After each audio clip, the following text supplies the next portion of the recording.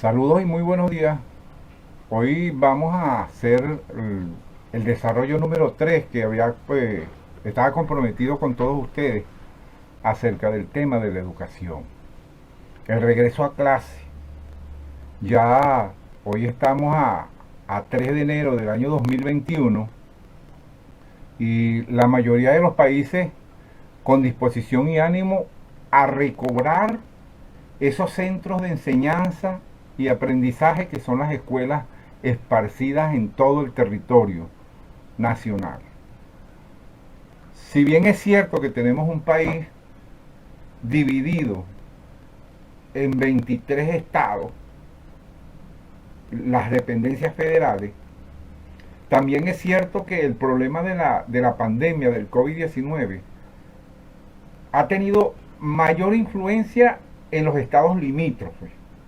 Llamamos los estados limítrofes los que colindan bien sean con Colombia o bien sean con el Brasil, porque por la parte del mar Caribe los contactos con las islas Curazao, Bonaire, Trinidad, es decir, todas las Antillas, es, ha sido muy escueta, ha sido muy escasa ese contacto, y por lo tanto pudiéramos decir que por allí poco se ha filtrado lo que es lo relacionado con el contagio del coronavirus. El gobierno nacional ha dispuesto una serie de medidas, un protocolo para evitar esa contaminación, y ha dado muy buenos resultados. Esa medida de 7x7 es excelente, aunque choca algunos intereses particulares, sobre todo la parte del comercio, que ha venido clamando por una continuidad en el ejercicio o en el desarrollo de sus funciones. También es cierto que el gobierno, con una mano muy fuerte y con una decisión bastante clara, ha minimizado esa acción del comercio a puertas abiertas, a libertad completa, porque ha sido la experiencia en una gran cantidad de países, y esta nos ha servido a nosotros, de que países con esas libertades, prácticamente sin control del Estado, son países que han tenido una incidencia muy alta del contagio del COVID-19. De modo pues que este regreso a clase es una necesidad imperiosa. El gobierno nacional tiene la responsabilidad de la educación como un derecho para los ciudadanos y como un deber del gobierno para todos aquellos ciudadanos del país desde la infancia, es decir, desde los preescolares o de las casas maternales, pasando por los preescolares, la educación primaria, primera, segunda etapa, tercera etapa de educación secundaria, o el ciclo básico como se llamaba antes, y por supuesto lo que es la diversificada media o profesional. Asimismo, la universitaria, que tendrá disposiciones distintas a las que van a tener las primeras etapas de la educación. De modo pues que hay una alegría de parte de los niños, porque la escuela no solamente es el centro del desarrollo del conocimiento, del desarrollo de las destrezas, de las habilidades, del aprendizaje, sino del contacto social. Ese contacto social que debe tener el niño con otros niños de su edad, para que él se desarrolle y se desenvuelva bien en ese mundo que le ha tocado vivir. No es el gobierno, no es la sociedad, no son los padres y representantes los más indicados para decidir sobre la apertura escolar. Es la política del Estado la que debe incidir directamente sobre lo que se tiene que hacer para iniciar el año escolar. Hay una situación allí planteada. Venimos de una educación virtual en donde prácticamente el uso de la tecnología, de los medios audiovisuales, televisión, internet, radio, prensa, algunas otras actividades que se han venido desarrollando en los grupos culturales que están enraizados en las diferentes comunidades, como metodologías de aprendizaje o como medios de adquirir el conocimiento o el desarrollo de las capacidades propias de todos los niños, niñas y adolescentes. De modo que hay una gran disparidad. Hay municipios tan alejados de los centros poblados que no tienen internet. Eso es verdad, eso no lo podemos ocultar. Asimismo, la posibilidad de llegar la electricidad con fluidez, con continuidad, también es otro elemento que viene a frenar lo que es la parte relacionada con la metodología virtual, que fue la que se utilizó a finales del año pasado, a partir de marzo, que terminó el año escolar, y en el inicio del nuevo año escolar también se dio pauta para que esta tecnología o esta metodología fuese aplicada con el propósito de dar inicio al año escolar, que es la obligación del Estado. El Estado es garante del derecho a la educación para todos en igualdad de condiciones. Con estas circunstancias que tenemos en la falta de electricidad, a algunos poblados que no les llegue el internet, la dificultad en el transporte para el traslado del personal docente, las condiciones del docente, que ha venido siendo una bandera de los sindicatos que agrupan a la mayoría de estos ciudadanos que ejercemos, de nosotros que ejercemos el papel docente o representamos al Estado en el derecho de la educación de los ciudadanos, de los niños, niñas, adolescentes. Tenemos una situación planteada, y eso lo sabe el ministro. El profesor Aristóbulo Isturi conoce, el presidente Nicolás Maduro sabe de la situación que estamos pasando los docentes, que esos salarios tan deprimidos, esos salarios tan desgastados, esos salarios que están hechos con unas medidas que desconocemos, porque no cubren ni siquiera la canasta básica, que no alcanza ni siquiera para adquirir los productos de primera necesidad, que aparte de eso necesitamos para movilizarnos el transporte hacia nuestras comunidades, y que es necesario que el Estado asuma con responsabilidad un salario justo para los docentes. Nosotros los maestros, los profesores, tenemos disposición y ánimo de emprender la formación de los ciudadanos, pero también queremos que el Estado se responsabilice, que el Estado se haga responsable no solamente de unos buenos salarios para los docentes, de garantizarnos el transporte, del protocolo que vamos a utilizar dentro de los planteles escolares esparcidos, regados en todo el territorio nacional. Sabemos que hay escuelas urbanas y que hay escuelas rurales, que hay diferentes comunidades que han tenido una pandemia muy de bastante incidencia o de alta acción sobre la comunidad, como hay también comunidades que han tenido muy bajos índices diríamos que son personas que no se han infectado, que no han adquirido el virus, precisamente porque hay unas políticas en los diferentes estados federados que prácticamente han hecho imposible que el virus se esparza como debiera ser, como es la naturaleza de él, que es infectar a todo el que encuentra. De modo que las políticas del Estado han dado resultados. Y entonces, no está de más decir que el Estado debe asumir en la posición de Estado garante del derecho a la educación, para que el personal docente disponga de un buen salario y disponga de todos los elementos, todo lo que es el protocolo, para que demos comienzo a las clases presenciales. No lo vamos a hacer todos de una vez. Tenemos que empezar precisamente por los hogares maternales, en donde los niños, los más pequeños de la casa, van a recibir sus primeras luces, donde los van a cuidar esas madres cuidadoras, madres de la patria, que han venido desempeñando un papel muy importante dentro de este proceso de formación. Y por supuesto, las maestras de los preescolares, del inicio, de la iniciación del niño en el proceso educativo concreto. Esas mujeres que han venido dando la talla para cumplir su trabajo, por supuesto, creemos que necesitan también de una dignificación de su salario, para vivir dentro de lo que nosotros pudiéramos llamar una vida decente, con un salario capaz de cubrir todas las necesidades. Ese protocolo que nosotros estamos proponiendo conlleva no solamente la parte relacionada con nuestra incorporación, que jamás ha sido negada. Los sindicatos, las federaciones jamás han tenido como política o como bandera el no incorporación de pleno, porque precisamente con la modalidad a distancia vino a facilitar o vino de alguna manera a favorecer el trabajo del maestro, ya que al no trasladarse para su lugar de trabajo se evitaba una serie de gastos que implicaban un deterioro más de ese salario pequeño que estamos recibiendo como docentes. Por supuesto facilitaba el trabajo, pero el protocolo que tiene que implementarse, es necesario que el gobierno nacional tome cartas en el asunto con seriedad. Ese protocolo implica agua en las escuelas, implica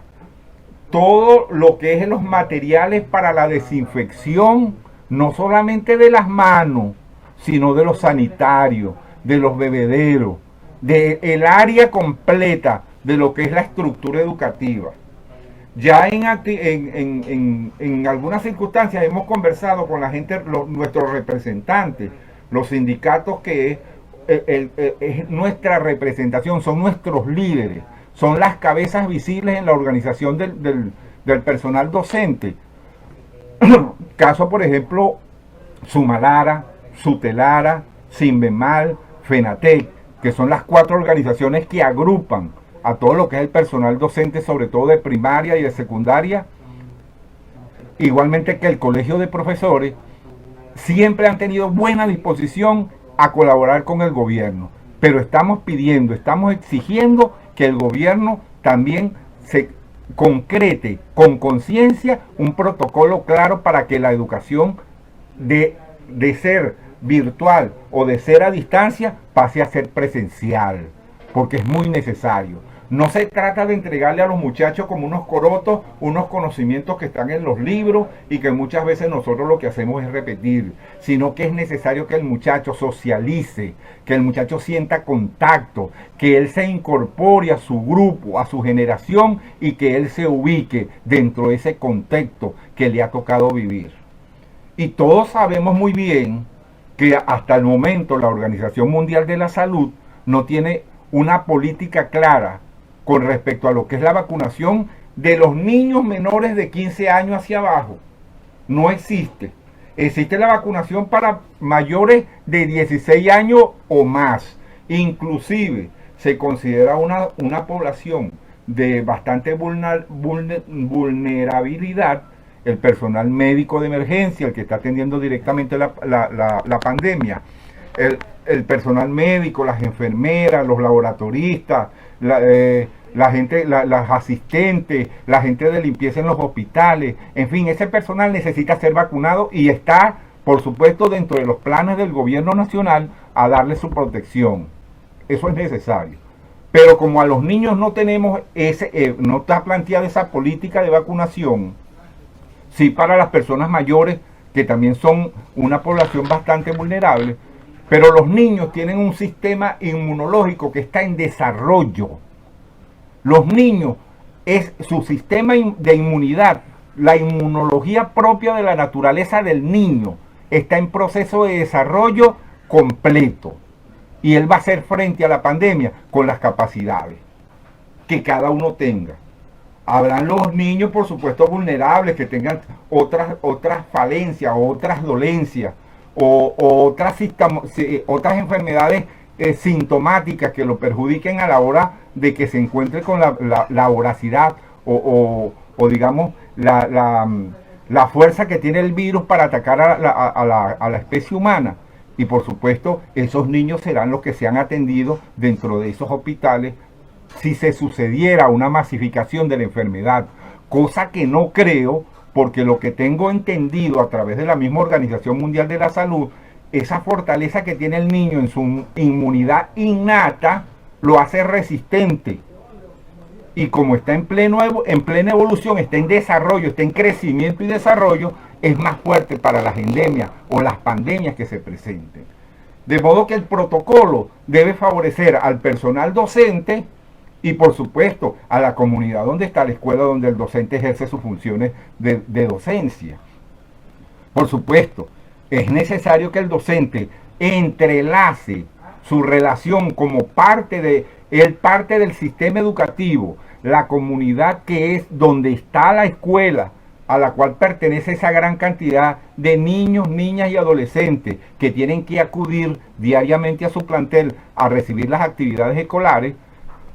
Esa misma medida va a permitir entonces que el docente interactúe con la comunidad y se desarrollen unas políticas, se desarrolle un protocolo de funcionamiento en donde la comunidad también, incorporada al proceso de desarrollo del proceso educativo, de la entrega curricular, del proceso de enseñanza-aprendizaje, de la incorporación de todos los factores, bedeles, secretarias, maestros, jardineros, porteros, comunidad en general, padres y representantes, un solo grupo para hacerle frente a esta situación que nos ha tocado vivir y que tenemos que enfrentar. Porque el virus no lo vamos a destruir de hoy para mañana. Tenemos que aprender a vivir con él. Y precisamente en ese aprendizaje está lo que nosotros podemos hacer directamente dentro de los salones de clase. De modo pues que esa parte relacionada con el protocolo del Ministerio de Educación de dotar las instituciones, aparte del material didáctico, tiza, borrador, lapicero, papel bond, cartulina doble faj, los desinfectantes, cloro, propios para el mantenimiento de los baños, el aseo de los salones, la parte protocolar correspondiente al gel, al alcohol que se le va a colocar a los niños para su ingreso. Inclusive el ministerio pudiera tener una política de desarrollar, de dotar de algunas mascarillas para aquellos niños que no tienen la capacidad para adquirir una mascarilla o que sus padres y representantes no tienen esa facultad de adquirirla. El ministerio, a través de los docentes de cada grado, pueda dotar de mascarilla a aquellos niños que no la tengan. Claro, se buscará la política dentro del mismo personal docente para capacitar a las madres y representantes para que puedan hacer mascarillas con una calidad que permita que el niño de verdad, al momento si se presentara alguna circunstancia de infección local, el niño pueda tener una protección como lo dictan los protocolos a nivel universal o a nivel de lo que es mundial. Eso por supuesto tiene que ser una premisa. Otro aspecto muy importante es lo relacionado con la dotación. El Ministerio de Educación ha venido dotando de una gran cantidad de libros, me consta, porque una gran cantidad de escuelas, sobre todo del medio rural y del medio urbano, pero más que todo hablo del medio rural, han venido recibiendo todo lo que es la dotación en cuanto a una gran cantidad de material didáctico, pedagógico, que permite facilitar el proceso de educación en cuanto a la parte de investigación. De esa misma manera queremos plantear que creo que tiene que ser una premisa dentro del mismo ministerio, lo que es el programa PAE, el programa de alimentación escolar. Recuérdense que una de las fuerzas que tienen los niños para desarrollar esa inmunología natural, de la cual vienen dotados desde que nacieron, es precisamente con buenos hábitos alimenticios, y a través del programa de alimentación escolar se le debe dar todos los requerimientos vitamínicos, energéticos y nutricionales para que esos niños se desarrollen plenamente. De la misma manera, creemos necesario, ya dijimos la parte relacionada con lo que es todo el protocolo para la limpieza, la parte del programa PAE, la parte de lo que es la dotación para cada docente. Por supuesto, el gobierno nacional tiene que tomar en serio, sobre todo los medios rurales, que escasea mucho o que es problemático la conexión a internet. Allí hay una exclusión y el gobierno del presidente Nicolás Maduro ha combatido siempre la exclusión. Y cuando hablamos de exclusión, ahí está planteada, porque a quien no le llegue internet está excluido del sistema educativo, está incluido del proceso de enseñanza-aprendizaje porque no tiene acceso a los medios audiovisuales para una educación virtual que tiene que ir acompañada a la educación presencial. Son dos procesos que van a ir ligados, y en la medida que la pandemia vaya siendo controlada por la gran cantidad de vacunas que han venido llegando a casi todas las naciones del mundo, la nuestra está metida allí porque ya hemos escuchado a la vicepresidenta y al mismo presidente mencionar de que la contratación de la Sputnik 5 de la República Rusa va a llegar a Venezuela, por supuesto, esto nos contenta, porque hay una seriedad que se está manejando a través del gobierno para lo que es desarrollar la inmunología, la parte inmune de todos los ciudadanos que sean propensos a sufrir de coronavirus. Esta otra circunstancia nos lleva a precisar que debe ser igualitaria. Los niños de primaria, los niños de la educación media diversificada, los jóvenes de las universidades deben ser tratados de la misma manera. Si nosotros entendemos que el programa alimentario escolar debe llegar a las escuelas, también debe ser posible para los liceos como también para las universidades, igual que el transporte. Esto es un equipo, es una integración de todo: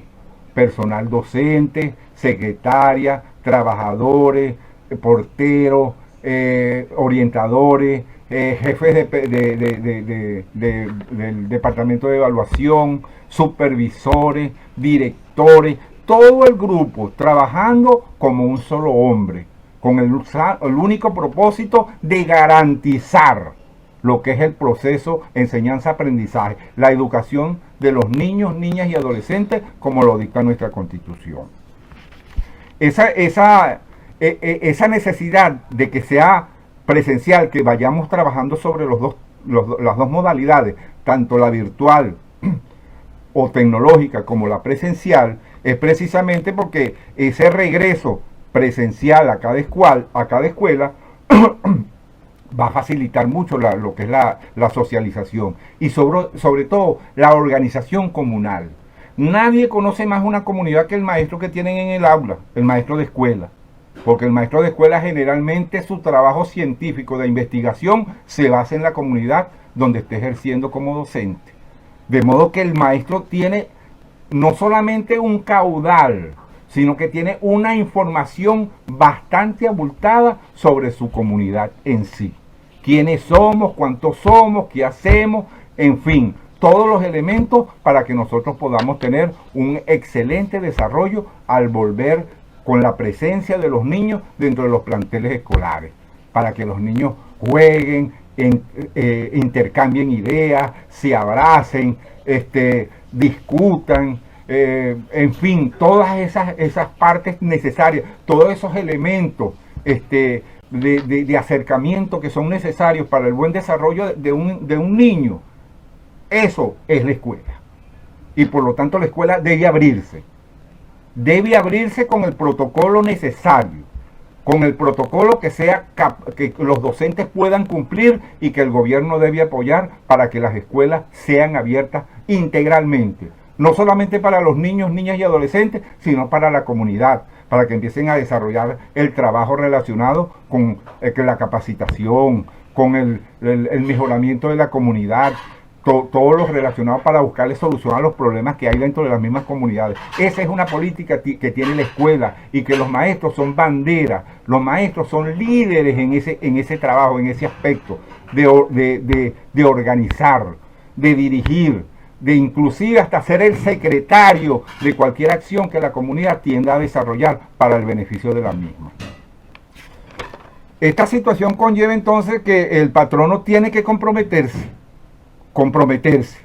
no solamente en el protocolo para el inicio de actividades presenciales, comprometerse en el inicio de las actividades virtuales y mejorando las condiciones para que el docente pueda desarrollarlas, tanto virtual como presencial. El protocolo de seguridad, por supuesto, y el desarrollo de las clases normales. Nosotros queremos que todos se integren. La educación no puede ser de exclusión. La educación es integración. Y el gobierno nacional tiene la responsabilidad, tiene en la Constitución el cumplimiento constitucional, el mandato constitucional de que el derecho de la educación es un derecho humano para todos los niños y niñas de nuestro país. Muy buenos días y hasta pronto.